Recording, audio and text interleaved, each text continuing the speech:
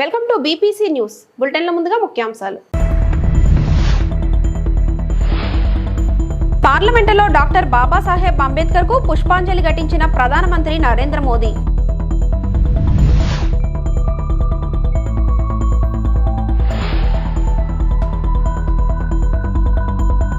రాజమహేంద్రవరంలో doctor BR Ambedkar జయంతి మహోత్సవంలో పాల్గొన్న MP Daggubati Purandeswari.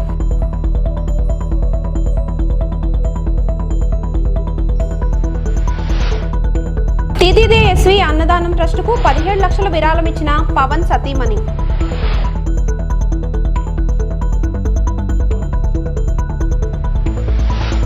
Doctor BR Ambedkar 135వ జయంతి సందర్భంగా ప్రధానమంత్రి నరేంద్ర మోదీ, లోక్సభ స్పీకర్ ఓం బిర్లా, ఢిల్లీ ముఖ్యమంత్రి రేఖా గుప్తా మరియు ఇతర బీజేపీ నాయకులు పార్లమెంటు ప్రాంగణంలోని ప్రేరణా స్థల్ వద్ద పుష్పగుచ్చాలు ఉంచి నివాళులర్పించారు. సామాజిక న్యాయం మరియు భారత రాజ్యాంగానికి అంబేద్కర్ చేసిన గొప్ప కృషిని నాయకులు నివాళులర్పించారు. राष्ट्रपति महोदय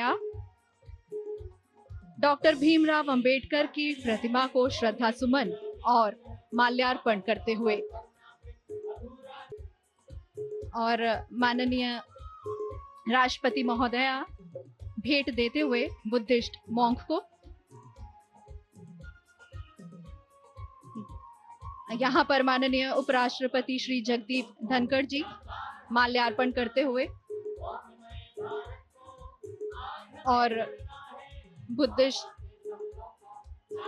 यहाँ प्रधानमंत्री श्री नरेंद्र मोदी जी माल्यार्पण करते हुए, साथ ही हम देख सकते हैं माननीय लोकसभा अध्यक्ष श्री ओम बिरला जी को और अब माननीय प्रधानमंत्री श्री नरेंद्र मोदी बुद्धिस्ट मॉन्क को भेंट देते हुए।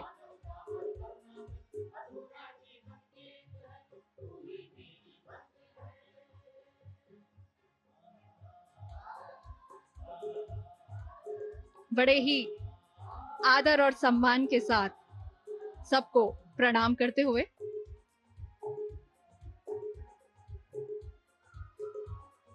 दिल्ली की मुख्यमंत्री श्रीमती रेखा गुप्ता जी पुष्पांजलि अर्पित करते हुए, साथ ही हैं कांग्रेस की वरिष्ठ नेता सोनिया गांधी जी,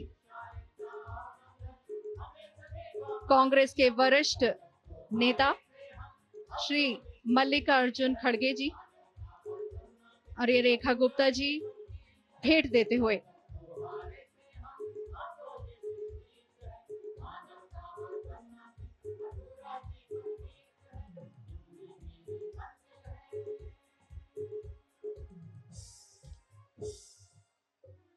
आज संसद भवन के प्रांगण में आयोजित हो रहा ये भव्य समारोह इसी बात का साक्षी है कि बाबा साहेब खुद प्रेरणा का पर्याय हैं।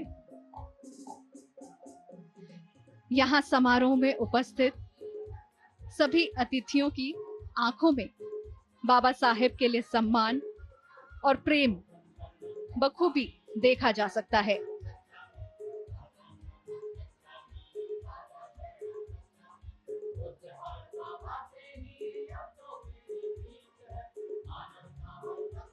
कांग्रेस नेता राहुल गांधी जी,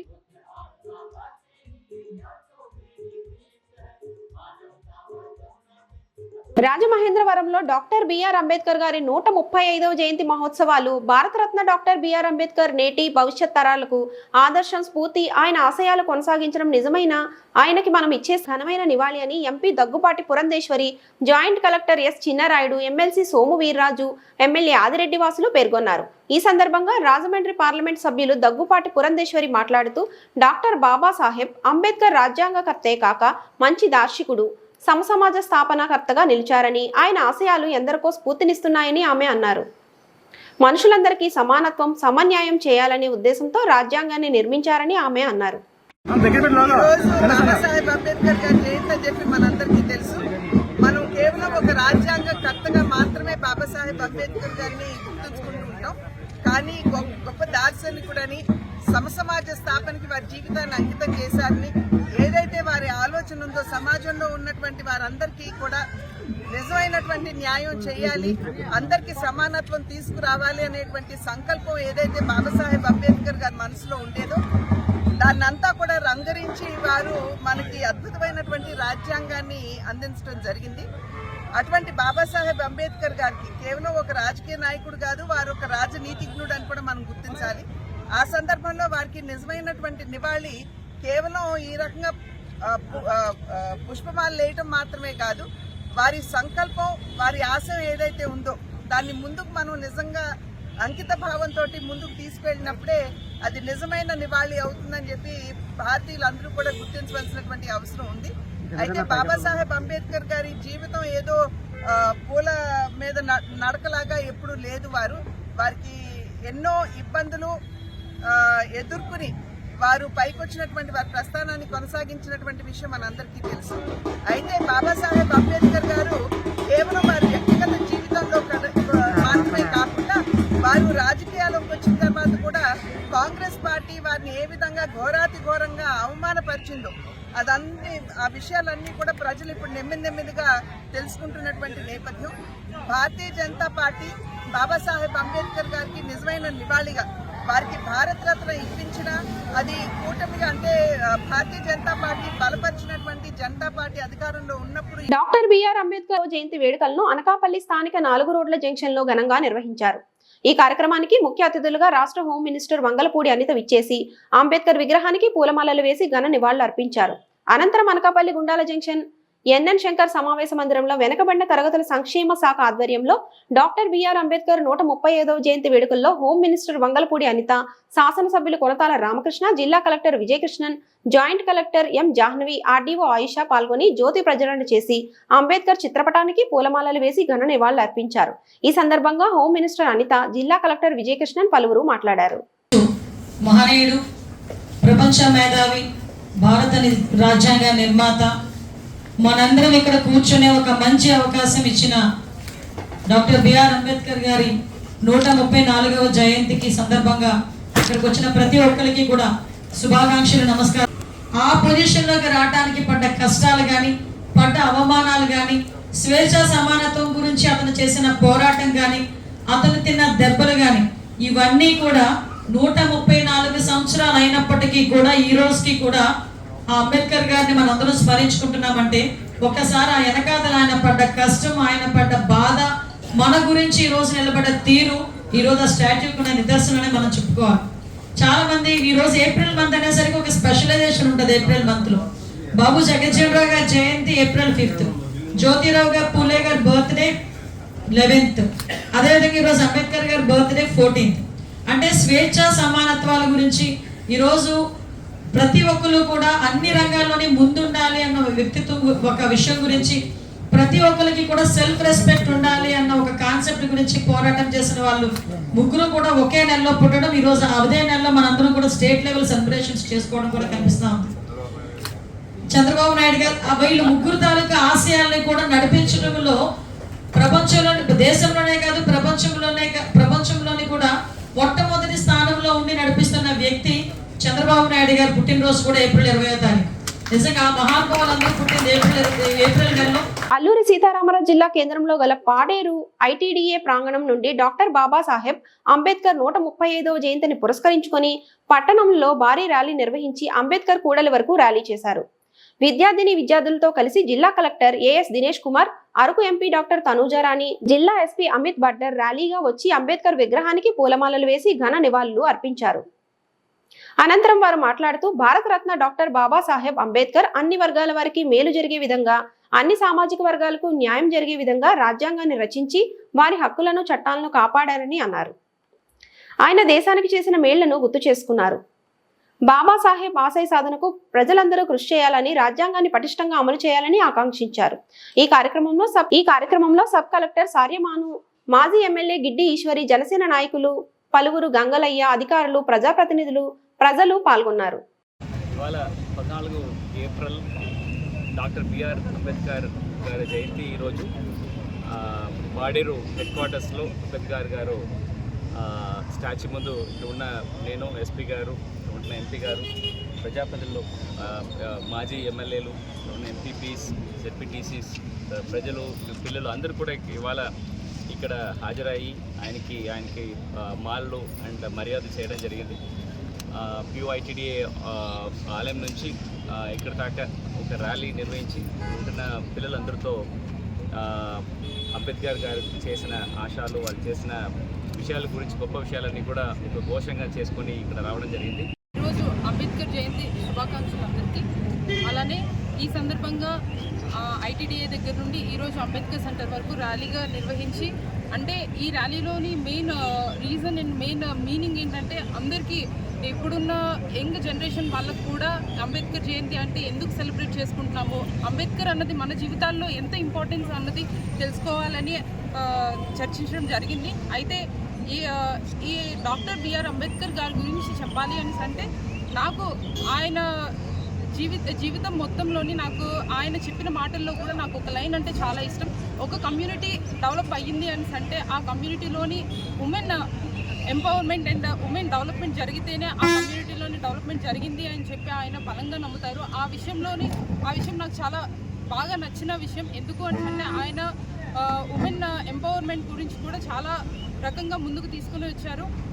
అదేవిధంగా ఈరోజు మేము గిరిజన ప్రాంతంలో పెరిగి గిరిజనులుగా గుర్తింపబడి ఇంత చదువుకొని ఈరోజు నేను ఈ స్థానంలో ఉన్నాను అంటే దానికి main reason doctor BR Ambedkar garu. ఈరోజు దేశంలో ఉన్నటువంటి బడుగు బలహీన వర్గ దళిత గిరిజన ఆదివాసీలందరికీ కూడా అంబేద్కర్ గారి యొక్క జయంతి రోజున శుభాకాంక్షలు తెలియజేస్తూ, ఈరోజు ఆదివాసీలు నిజంగా రాజ్యాంగంలో ఆ రోజు ఉన్నటువంటి పరిస్థితుల్లో ఏదైతే అంటరాని తనముందో దానిలో భాగంగా హరిజల్ని కూడా చాలా అంటరాని వారిగా చూసే క్రమంలో మా ఆరాధ్య దైవం డాక్టర్ బిఆర్ అంబేద్కర్ గారు రాజ్యాంగంలో పొందుపరిచినటువంటి 5th షెడ్యూల్ 6th షెడ్యూల్లో మాకు ఇచ్చినటువంటి రాజ్యాంగపరమైనటువంటి హక్కులని, చట్టాలని ఈరోజు మేము అనుభవిస్తున్నామంటే అది నిజంగా మేమంతా ఈ జాతిలో పుట్టినందుకు మేమంతా గర్విస్తున్నాం.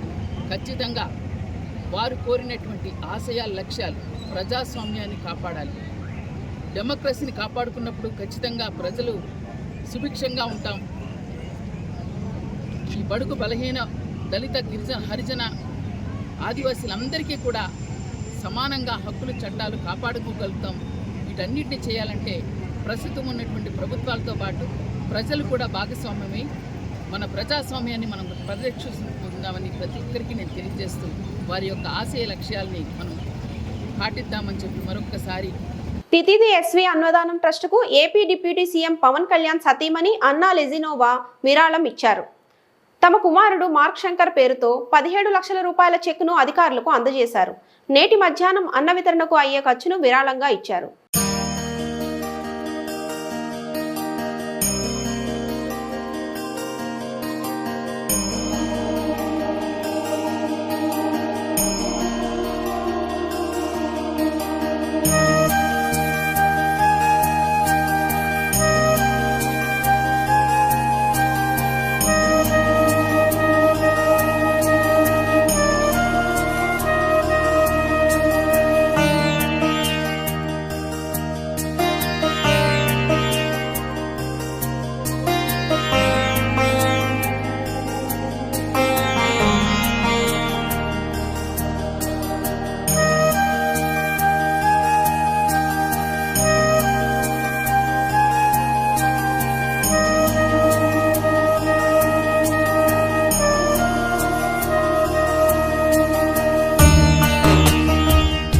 అంబేద్కర్ ఏ ఒక్క కులానికో మతానికో సంబంధించిన వ్యక్తి కాదని యావత్ ప్రపంచానికి ఆదర్శనీయుడని అన్నారు పంచకర్ల రమేష్ బాబు. అనకాపల్లి జిల్లా సబ్బవరం సాయినగర్ కాలనీ వద్ద ఉన్న అంబేద్కర్ విగ్రహానికి సోమవారం ఉదయం పెందుర్తి శాసనసభ్యులు పంచకర్ల రమేష్ బాబు పూలమాలలు వేసి నివాళులర్పించారు.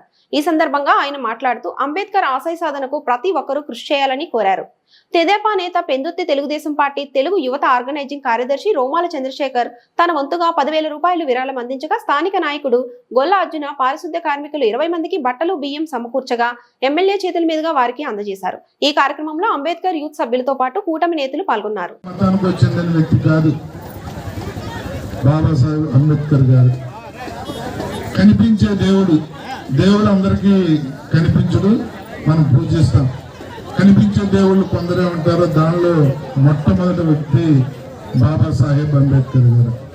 వారు ఇచ్చిన రాజ్యాంగంతో బ్రహ్మాండంగా మనం కొన్ని వందల సంవత్సరాలు జరిగినా కూడా ఆయన్ని భవిష్యత్తును కూడా దృష్టిలో పెట్టుకుని ఆయన రాసిన రాజ్యాంగమే ఈరోజు మనకు స్ఫూర్తి, మనందరికీ కూడా ఒక మంచి మార్గాన్ని చూపించింది. ఎక్కడ అసమానత లేకుండా, ఎక్కడ అణగారిన వర్గాలకు అన్యాయం జరగకుండా, ఎక్కడ పెత్తందారీ వ్యవస్థ ముందుకు పోకుండా కట్టడి చేసి రాజ్యాంగంలో పొందుపరిచిన విధానాలే ఈ రోజున భారతదేశాన్ని ప్రపంచ దేశాలు గౌరవిస్తున్నాయంటే దానికి ఆద్యుడు, ఆరాధ్యుడు, పూజ్యుడు డాక్టర్ బాబాసాహెబ్ అంబేద్కర్ అని చెప్పక తప్పదు.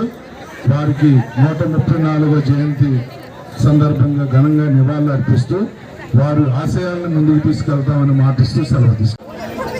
మీరిచ్చిన స్ఫూర్తితో ఈ దేశాన్ని ముందుకు తీసుకెళ్తామని ప్రతిజ్ఞ పూని గౌరవ ప్రధానమంత్రి నరేంద్ర మోడీ గారి దగ్గర నుంచి రాష్ట్ర ముఖ్యమంత్రి చంద్రబాబు నాయుడు గారు కానీ, ఉప ముఖ్యమంత్రి పవన్ కళ్యాణ్ గారు కానీ ప్రతిజ్ఞ పూని అనేక సంక్షేమ అభివృద్ధి కార్యక్రమాలను ప్రారంభించడం అనేది చాలా ఆనందదాయకం.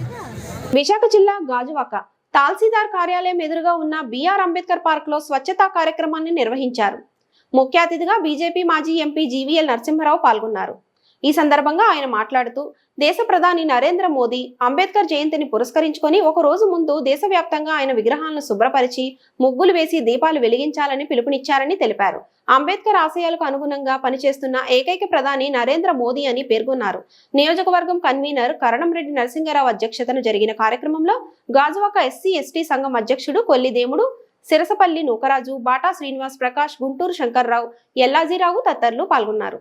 డాక్టర్ బాబాసాహెబ్ అంబేద్కర్ గారికి భారత రత్న మరి అనేటువంటి పురస్కారాన్ని కేంద్ర ప్రభుత్వం ఇవ్వటం జరిగింది. ఆయనకు బిరుదులతో సంబంధం లేదు. నిజం చెప్పాలంటే భారతరత్న అనే పిలుపు లేకపోయినా ఆయన అంతకంటే గొప్ప వ్యక్తిత్వం గల వ్యక్తి. కానీ దేశాన్ని గౌరవించుకోవటం, అటువంటి వ్యక్తుల్ని గౌరవించుకోవటం ప్రధానం కనుక చేయటం జరిగింది.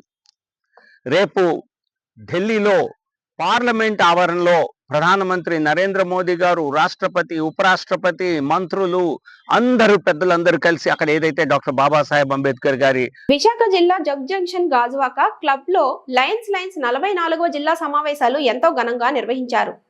లయన్స్ జిల్లా గవర్నర్ ఎన్బిబిఎస్ఎస్ ప్రసాద్ అధ్యక్షతన జరిగిన ఈ కార్యక్రమానికి ముఖ్య అతిథులుగా రాష్ట్ర టీడీపీ అధ్యక్షులు గాజువాక శాసనసభ్యులు పల్లా శ్రీనివాసరావు పాల్గొన్నారు. ఈ సందర్భంగా ఆయన మాట్లాడుతూ ప్రభుత్వం చేపడుతున్న P4 కార్యక్రమానికి లయన్స్ క్లబ్ భాగస్వామి కావాలని, మరింత విస్తృతంగా సేవా కార్యక్రమాలు చేయాలని కోరారు.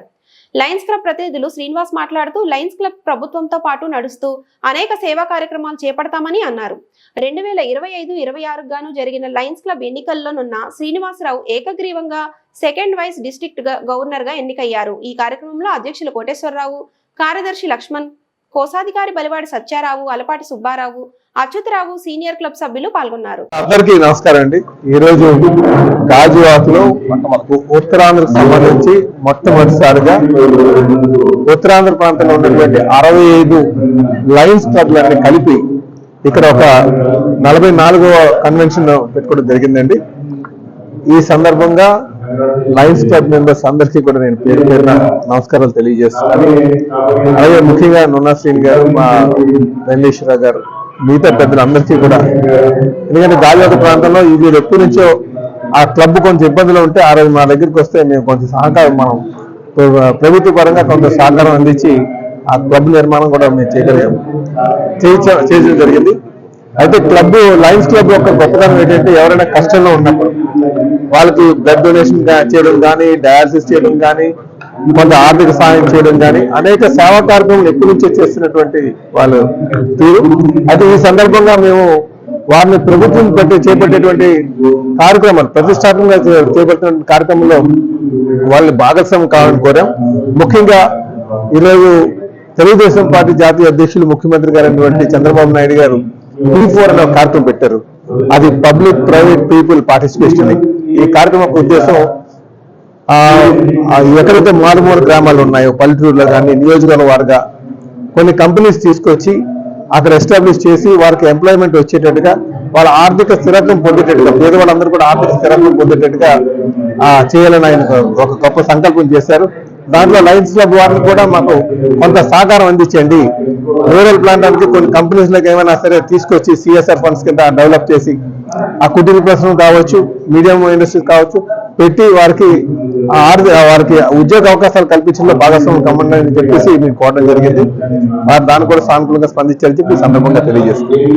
14 గ్రామాల ఆరాధ్య దైవం నెల్లిముక్కు పెంటమాంబ అమ్మవారి జాతరకు భక్తులు పోటెత్తారు. విశాఖ జిల్లా పెదగంట్యాడ మండలం నెల్లిముక్కు గ్రామంలో వేయించేసి ఉన్న ఆలయంలో అమ్మవారి వార్షిక జాతర అంగరంగ వైభవంగా నిర్వహిస్తున్నారు. అమ్మవారిని రాష్ట్ర తెదేపా అధ్యక్షుడు ఎం పల్లా శ్రీనివాసరావు దర్శించుకున్నారు. ఆలయ సాంప్రదాయం ప్రకారం ఆయనకు పూర్ణ కుంభంతో స్వాగతం పలికారు. దర్శనానంతరం వేద పండితులు ఆశీర్వచనం అందించారు. అమ్మవారి దయతోనే ఈ ప్రాంతం సుభిక్షంగా ఉంటుంది అన్నారు. ఉత్తరాంధ్ర నలుమూలల నుంచి వచ్చిన భక్తులతో ఆలయ పరిసరాలు కిక్కిరిసిపోయాయి. ఎక్కడా ఎటువంటి ఘటనలు జరగకుండా న్యూపోర్ట్ పోలీసులు గట్టి బందోబస్తు ఏర్పాటు చేశారు. వేసవి తాపం ఎక్కువగా ఉండడంతో ఆలయ పరిసరాల్లో చలివేంద్రాలు ఏర్పాటు చేశారు. అందరికీ నమస్కారం. మరి ఈరోజు పెద్దగంటాడులో వెలిసినటువంటి శ్రీ శ్రీ శ్రీ పెంటమాంబ గారు పెంటమాంబ అమ్మవారి యొక్క మరి వార్షిక మహోత్సవం సందర్భంగా, పండుగ సందర్భంగా మరి ఇక్కడ గ్రామ పెద్దలు అందరూ కలిపి ప్రతి ఏడాది చేసే విధంగా ఇంకా ఘనంగా ఈ ఏడాది చేస్తూ, అందుకు వారికి ఈ సందర్భంగా నేను ధన్యవాదాలు తెలియజేస్తూ, మరి ఈ చుట్టుపక్కల ప్రాంతం ఉన్నటువంటి వాళ్ళందరూ కూడా అమ్మవారి యొక్క దర్శనం చేసుకొని అమ్మవారి యొక్క కృపకి పాత్రలు కావాల్సిందిగా కోరుతూ, అలాగే అమ్మవారు ఎప్పుడు కూడా ఈ ప్రాంతాన్ని చల్లగా చూస్తూ, ఈ ప్రాంతాన్ని సుభిక్షంగా ఉంచుతూ, అలాగే అందరికీ కూడా అవకాశాలు, ఉద్యోగ అవకాశాలు కావచ్చు అన్ని కల్పిస్తూ అమ్మవారు ఉన్నారు.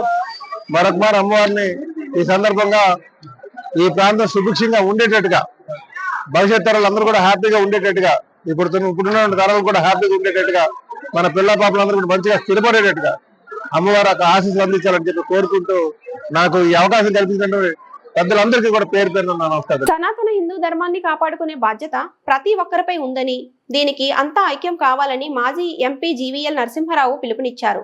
విశాఖ జిల్లా పాతగాజువాక లంకా మైదానంలో ఆదివారం రాత్రి హిందూ ధర్మ పరివార్ ఆధ్వర్యంలో మేలుకో హిందూ మేలుకో నినాదంతో హిందూ మహాసభ నిర్వహించారు.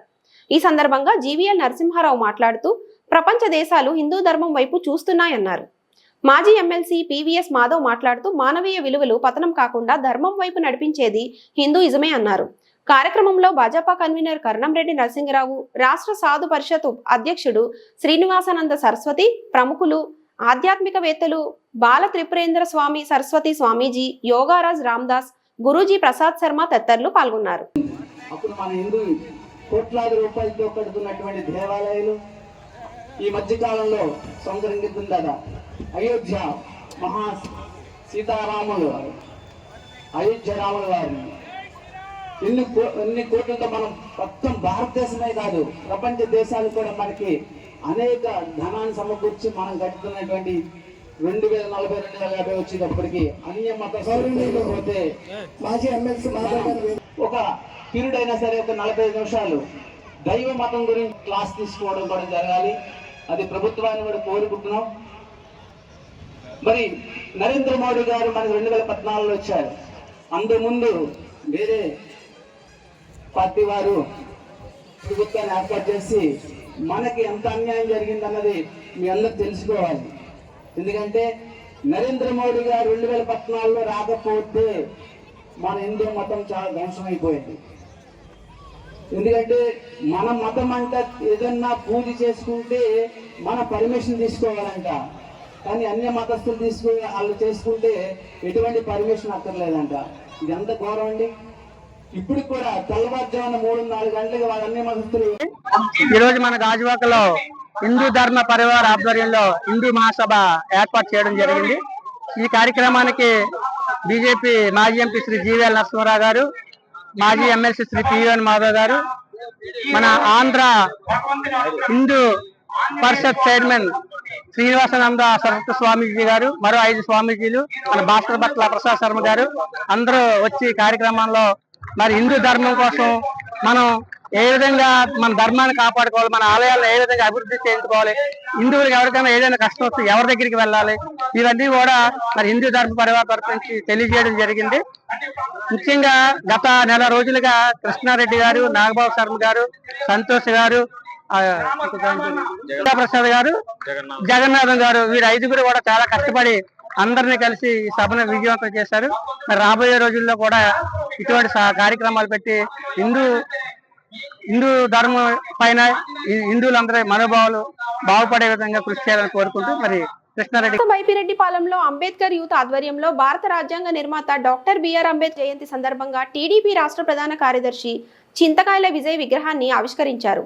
అనంతరం బొడ్డేపల్లి జంక్షన్లో అంబేద్కర్ విగ్రహానికి పాలాభిషేకం నిర్వహించి పూలమాలలు వేసి ఘనంగా నివాళులర్పించారు. ఈ కార్యక్రమంలో 25వ వార్డు కౌన్సిలర్ చింతకాయల రాజేష్ పాల్గొన్నారు.